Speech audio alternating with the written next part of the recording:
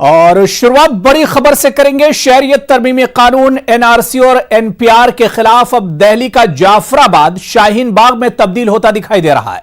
Jafrabad metro station के करीब खवातीन का बड़े पैमाने पर एहतजाज जारी है। देर रात अफरा तफरी का माहौल पैदा हुआ था।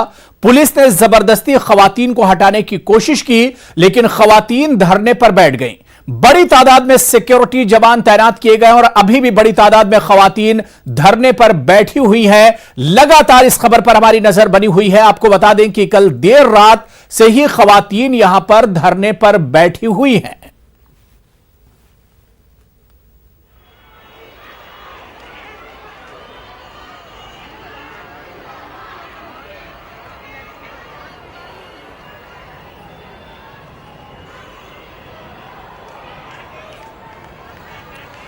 तो आपको बताते चले कि दिल्ली के एक और इलाके से बड़े एहतजाज की खबर आ रही है। दिल्ली का जाफराबाद जो इलाका है, यहां पर जाफराबाद मेट्रो स्टेशन के करीब बड़ी तादाद में खवातीन रात से ही एहतजाज कर रही हैं। बड़े पैमाने पर यह एहतजाज जारी है। आपको बताते चलें कि देर रात अफरा तफरी का माहौल पैदा हो गया था, जिस वक्त पुलिस ने खवातीन को जबरदस्ती धरने से उठाने की कोशिश की थी, लेकिन खवातीन धरने पर डटी हुई हैं। बड़ी तादाद में अभी भी खवातीन जाफराबाद मेट्रो स्टेशन के पास मौजूद हैं, जहां सिक्योरिटी के भी सख्त बंदोबस्त किए गए हैं। आपको बताते चलें कि शाहीन बाग की तरह ही जाफराबाद मेट्रो स्टेशन के पास भी बड़ी तादाद में खवातीन धरने पर बैठ गई हैं। सिक्योरिटी के सख्त इंतजाम किए गए हैं। क्या कुछ अपडेट है, सीधे हम चलेंगे दिल्ली का रुख करेंगे, जहां से हमारे नुमाइंदे रवि मिश्रा इस वक्त हमारे साथ रास्तौर पर जुड़े हुए हैं। रवि मिश्रा, जाफराबाद से क्या कुछ अभी अपडेट है? कितनी बड़ी तादाद में महिलाएं और खवातीन इस धरने में शामिल हैं?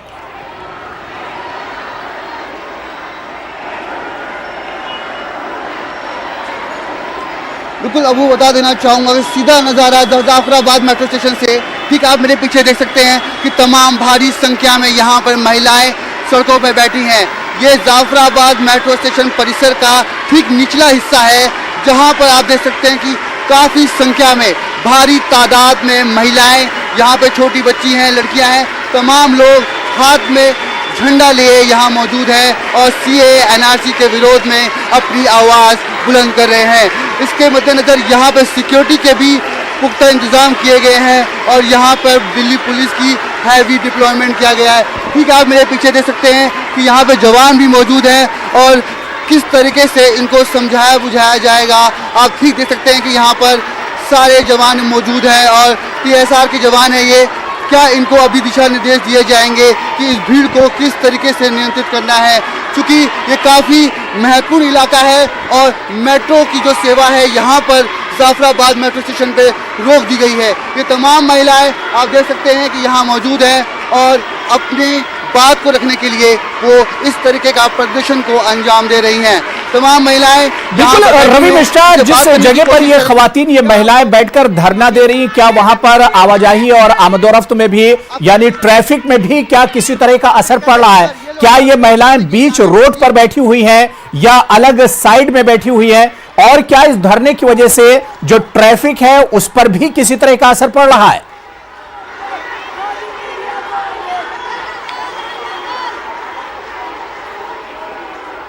बिल्कुल बिल्कुल। देखिए, आपको बता देना चाहूँगा कि ये लोग मेट्रो स्टेशन के ठीक नीचे बैठे हैं और यहाँ पे लोग अंदर जाते हैं, जब मेट्रो के अंदर जाते हैं तो इसी इलाके का इस्तेमाल करते हैं। ये ठीक आप मेरे सामने सीढ़ियाँ देख सकते हैं जो मेट्रो स्टेशन की तरफ ऊपर जाती हैं। रोज़मर्रा की ज़िंदगी में ऑफिस जाने वाले लोग यहाँ से ही अपने ऑफिस के लिए अपना रास्ता तय करते हैं, मगर आज ये लोग यहाँ पर प्रोटेस्ट कर रहे हैं और जिस तरीके से यहाँ पर देखा जा रहा है कि आप देख सकते हैं कि मीडिया को भी किस तरीके से यहाँ पर उसकी निंदा की जा रही है और कहीं ना कहीं उनको गो बैक के नारे भी दिए जा रहे हैं। आप कैमरे के सामने देख सकते हैं कि तमाम महिलाएं कैमरे के सामने गो बैक मीडिया भी कह रही हैं, मगर साफ तौर पर यह एक विरोध जताने का तरीका है और हमारे संविधान में इसकी इजाज़त है, मगर क्या ये विरोध जताने का सही माध्यम है, इस पे सवाल और निशान जरूर बिल्कुल मौजूद है। रवि मिश्रा, ये सवाल इस परिसर धरने पर इस वजह से भी उठ रहा है कि अब किस तरीके 24 से तारीख इनको यानी समझा कल सकते हैं? जी। सुप्रीम कोर्ट में शाहीन बाग को लेकर सुनवाई होने वाली है और शाहीन बाग का पूरा मामला एक तरह से सामने है, जहां पर जो मीडिएटर्स हैं वो बातचीत कर रहे हैं रोड खुलाने को लेकर, लेकिन लगातार हम देख रहे हैं यह जाफराबाद का दूसरा मामला, एक तरह से दूसरा शाहीन बाग यहां पर नजर आ रहा है। तो एक तरफ रोड खोलने की बात हो रही है और दूसरी तरफ जाफराबाद में हमने देखा कि मेट्रो स्टेशन के बाहर ये महिलाएं बैठी हुई हैं।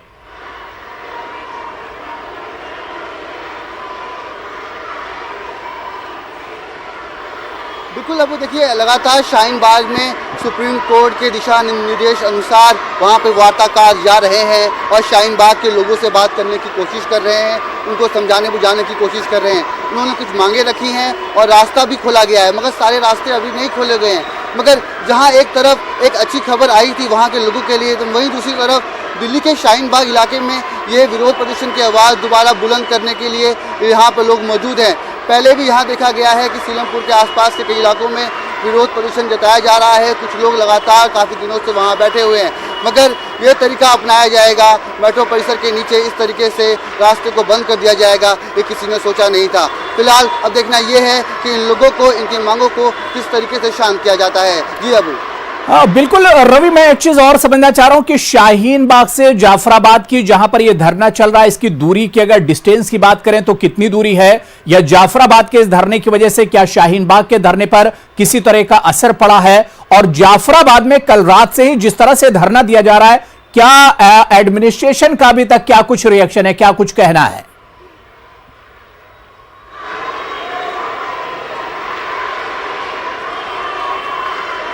देखिए, साफ तौर पे जाफराबाद के आसपास के इलाकों में कल रात से ही यहाँ पे वुमेन्स और महिलाएं आगे बढ़कर प्रदर्शन कर रही थी और प्रोटेस्ट करने के लिए बाहर निकली थी। तो कल शाम को खबर आई देर रात को कि ये महिलाएं सड़कों पर आ गई हैं। उसके मद्देनज़र आज से सुबह यहाँ पर पुलिस की हैवी डिप्लॉयमेंट की गई थी। आपको दिखाना चाहूँगा आपको कि यहाँ पर महिलाओं ने किस तरीके से रास्ते को माफ कीजिएगा, किस तरीके से रास्ते को यहाँ पर रोक लिया है और दोनों तरफ से यहाँ पर पुलिस ने रस्सी लगा दी गई है ताकि यहाँ से लोग आ जा ना सके। इनको अब हटाने की ज़रूरत है, किस तरीके से ये लोग मानेंगे, क्योंकि ये पूरा इलाका मुस्लिम बहुमूल्य इलाका है और यहाँ पर भारी संख्या में लोग यहाँ रहते हैं। हाथ में तिरंगा है और ये अपनी बात को यहाँ पर रखने के लिए, विरोध जताने के लिए इन्होंने ये रास्ता ये अपना किया है। और ये मेट्रो परिसर के ठीक नीचे, जो कि जाफराबाद मेट्रो स्टेशन के ठीक नीचे ये लोग यहाँ मौजूद है। अब देखना ये है कि पुलिस प्रशासन, शासन प्रशासन यहाँ पर किस तरीके से अपने आगे की कार्रवाई को अंजाम देती है, किस तरीके से इनको यहाँ से समझाया बुझाया जाएगा।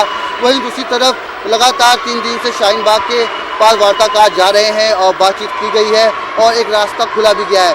तो अब देखना ये होगा कि जो सीए, एनआरसी, एनपीआर को लेकर जो विरोध प्रदर्शन जताए जा रहे हैं, दिल्ली ही नहीं देश के अलग अलग राज्यों में इन विरोध प्रदर्शन पर कब अल्प विराम लगता है। जी बिल्कुल रवि मिश्रा, इससे पहले हमने देखा कि शाहीन बाग तो एक सिंबल बन चुका है प्रोटेस्ट और एहतजाज का, लगातार वहां पर प्रोटेस्ट हो रहा है। लेकिन सिर्फ अगर हम दिल्ली ही की बात करें तो आज जाफराबाद में, इससे पहले निजामुद्दीन और इसी तरह से जामा मस्जिद और कई ऐसे एरिया हैं, सिर्फ दिल्ली के अंदर दसियों जगह ऐसे हैं जहां पर इस तरह का प्रोटेस्ट और एहतजाज हो रहा है। क्या दिल्ली पर इन प्रोटेस्ट और एहतजाज का किस तरह का असर पड़ रहा है?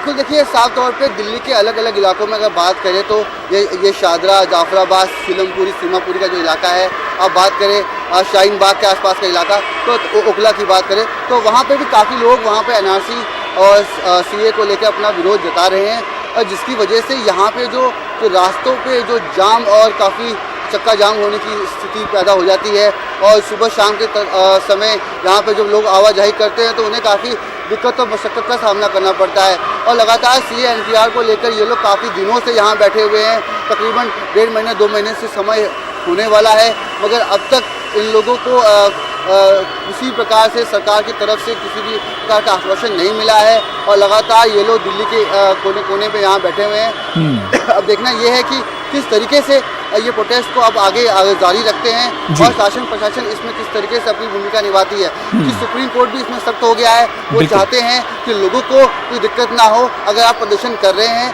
शांतिपूर्वक प्रदर्शन करें, मगर इससे आसपास के लोगों को कोई दिक्कत मुश्किल का सामना ना करना पड़े। जी बिल्कुल रवि, आप नजर बना रखिए, बहुत बड़ी खबर है क्योंकि शाहीन बाग के बाद अब जाफराबाद में भी उसी तरह का कुछ मंजर देखने को मिल रहा है, जहां पर कल देर रात से ही लगातार खवातीन धरने पर बैठी हुई हैं और बहुत अहम जगह है जाफराबाद मेट्रो स्टेशन के ठीक नीचे खवातीन बैठी और एहतजाज कर रही है। रवि मिश्रा, दोबारा आपके पास लौटेंगे, बहुत बहुत शुक्रिया, आप नजर बना रखिए, आपसे फिर हम अपडेट लेते रहेंगे। तो दिल्ली में शाहीन बाग के बाद अब जाफराबाद में भी कल देर रात से धरना दिया जा रहा है, खवातीन की तरफ से एहतजाज किया जा रहा है। इससे पहले हमने देखा था कि निजामुद्दीन में भी लगातार प्रोटेस्ट और एहतजाज हो रहा है। इसी तरह से जामा मस्जिद के इलाके की अगर बात करें तो यहां पर भी लगातार एहतजाज हो रहा है। तो दिल्ली में ही अब कई जगहों पर शहरियत तरमीमी कानून एनआरसी और एनपीआर को लेकर लगातार प्रोटेस्ट और एहतजाज हो रहा है। जाफराबाद में कल देर रात से यह एहतजाज मुनज़्ज़म किया गया जिसमें बड़ी तादाद में खवातीन मौजूद हैं। तो उधर शाहीन बाग के पास जामिया से नोएडा फरीदाबाद जाने वाली सड़क पर आमदोरफ्त जारी है, लोग इस रास्ते से सफर कर रहे हैं। लोगों ने सड़क खुलने पर खुशी का इजहार किया है। गुज़िश्ता रोज शाहीन बाग की दादियों ने एक तरफ से सड़क खोलने की सूरत में 7 शर्तें रखी थी।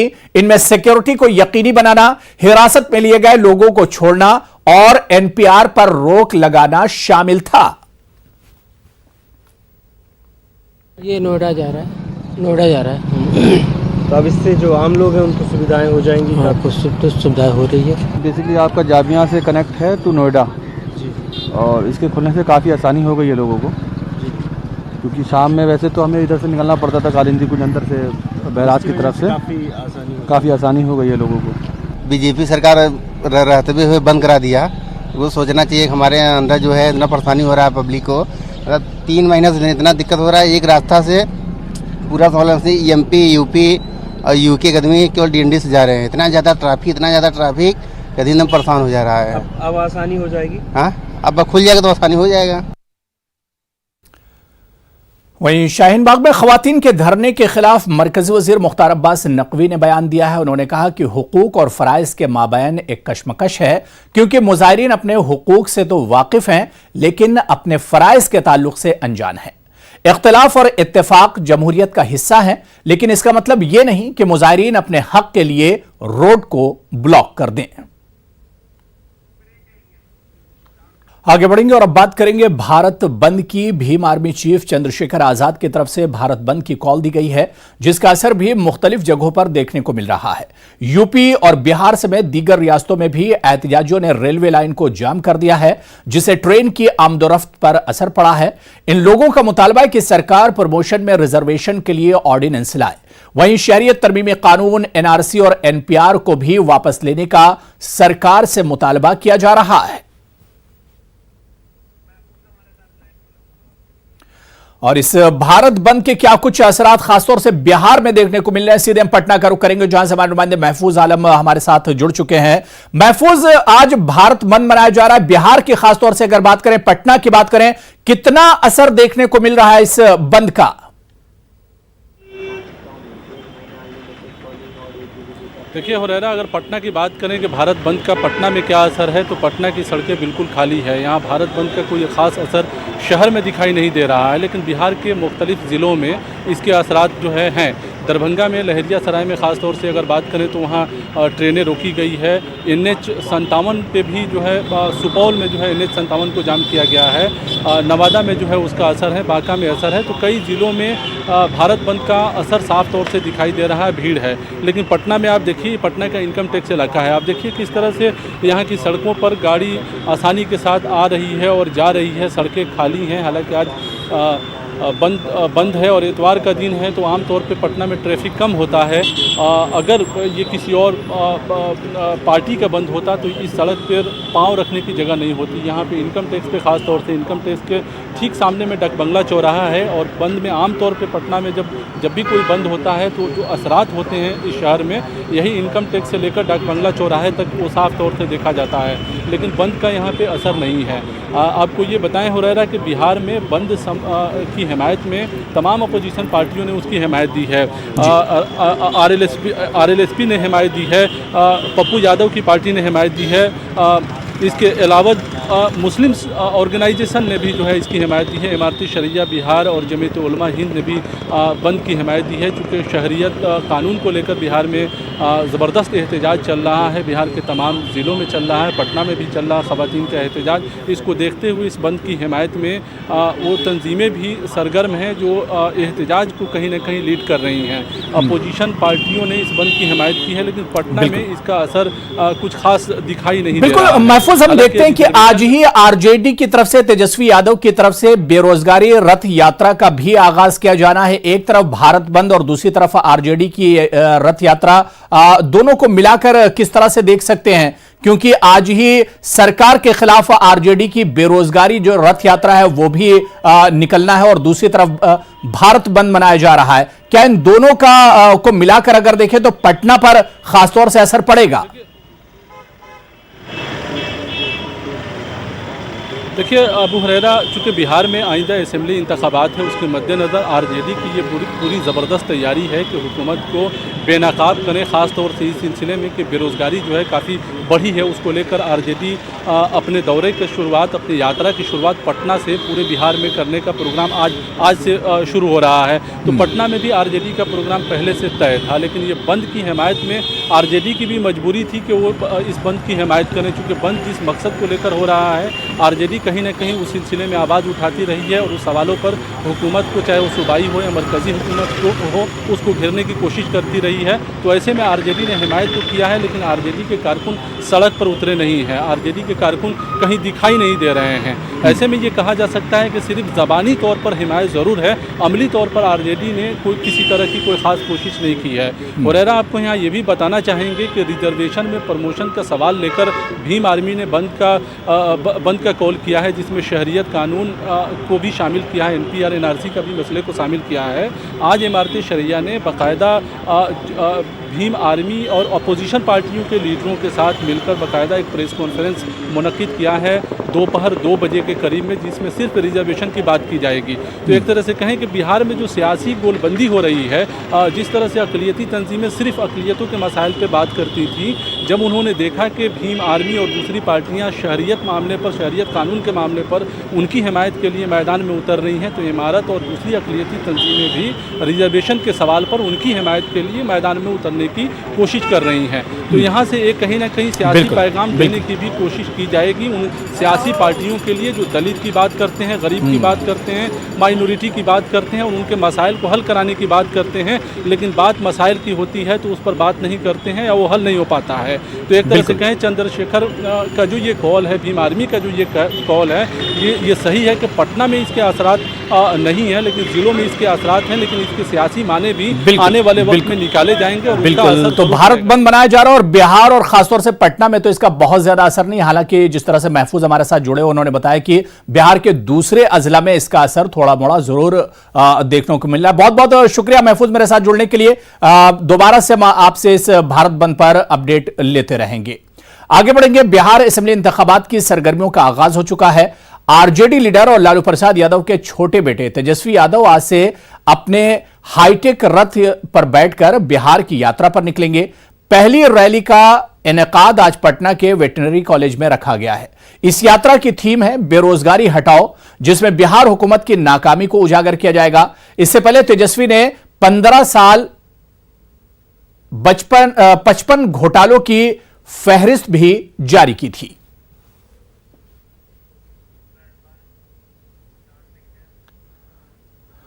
तो बिहार में पहले जंगल राज, बदनवानी और जराइम जैसे मुद्दों पर इंतखाब होते रहे, लेकिन पहली बार बिहार के इंतखाब में बिहार और बिहार की तरक्की की बात हो रही है। 2020 के चुनाव में इस बार सारी सियासी पार्टियों ने बिहार ब्रांड को अपना मुद्दा बनाया है। जब तक जमीनी स्तर पर बेसिक बुनियादें जब तक नहीं सुधरती हैं, जब तक वो नहीं मजबूत होती हैं, तब तक जो हमारा लक्ष्य है बिहार को नंबर 1 का राज्य बनाना, उसको हम लोग सफल नहीं बना पाएंगे। बिहार में साल चुनावी है और वादों का दौर शुरू हो चुका है। वादा किसका? बिहार को नंबर 1 बनाने का, बिहार से बेरोजगारी भगाने का। जी, रथ पर सवार होकर यात्रा पर निकले 47 साल के एलजेपी सदर चिराग पासवान का नारा है बिहार फर्स्ट, बिहारी फर्स्ट। यानी चिराग पासवान बिहार की आवाम को तरक्की का ख्वाब दिखाने लगे हैं। वैसे बिहार इंतखाब से पहले तरक्की की बात सिर्फ चिराग पासवान ही नहीं कह रहे हैं। आरजेडी के तेजस्वी और जेडीयू से निकाले गए प्रशांत किशोर भी यही राग अलाप रहे हैं। तेजस्वी बिहार से बेरोजगारी हटाने का नारा देकर आवाम को लुभाने में लगे हैं, तो प्रशांत किशोर की ख्वाहिश भी बिहार को मुल्क के तरक्की पजीर रियासतों में शामिल कराने की है।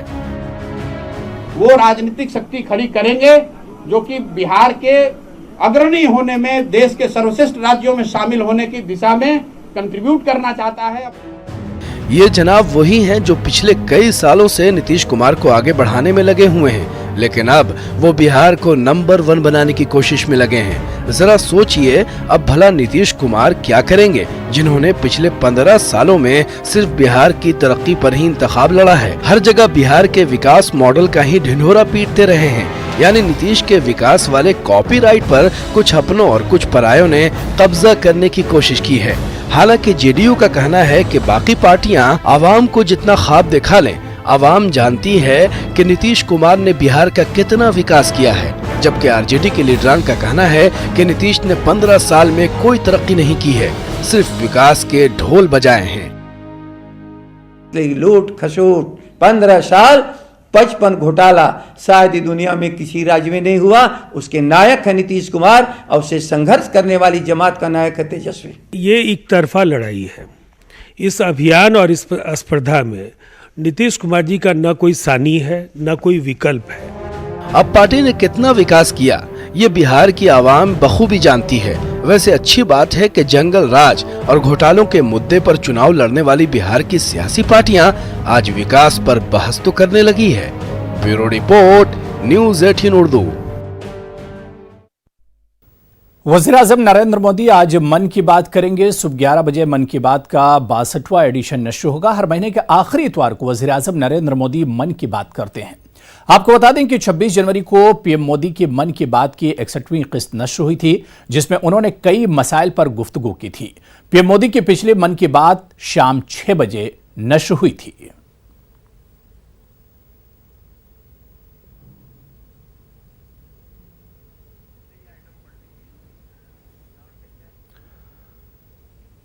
डॉक्टर कफील के मामू का कत्ल कर दिया गया। बताया जाता है कि गोरखपुर में बदमाशों ने उनके घर में घुसकर गोली मार दी। जायदाद और पैसों के चलते कत्ल का अंदेशा जाहिर किया जा रहा है। मौके पर पहुंची पुलिस ने डॉक्टर कफील के मामा नुसरतुल्लाह की लाश को अपने कब्जे में ले लिया है और जांच जारी है। घर वालों ने 2 लोगों के खिलाफ एफआईआर दर्ज करवाई है।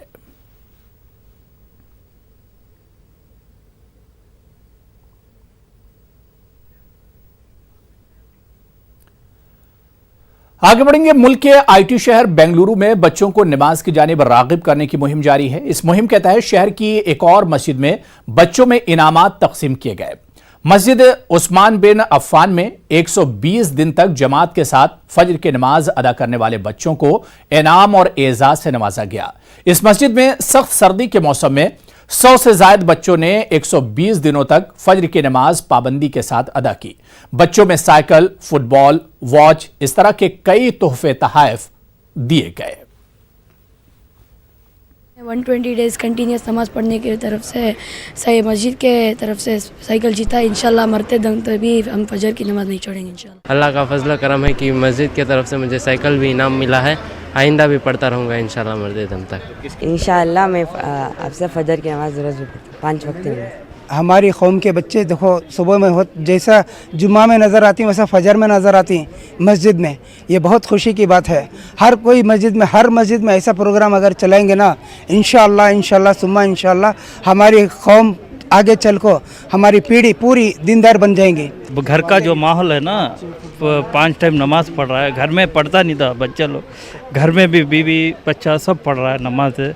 बहुत अच्छा दिख रहा है। हमारे एरिया का माहौल बहुत अच्छा हो गया अभी नमाज के वास्ते, दीनदारी वास्ते बहुत अच्छा हो। तो इसका मसला क्या है, बच्चों कल के दिन में और दीनियत में और जज्बा बढ़ता है और नमाजी पाबंदी बनते हैं और कल का दिन दीनियत और ज़्यादा से ज़्यादा बढ़ता है। तो ये गुजारिश है हर एक मस्जिद से, हर एक मोहल्ले से भी इसी तरह से कुछ ना कुछ करके बच्चों को और आगे बढ़ाओ, बच्चों को दिल में और जज्बा बढ़ाओ ताकि हमारा दिन और ज़्यादा से ज़्यादा पहल हो। तो चलिए इस बुलेटिन में अभी फिलहाल इतना ही। आदाब।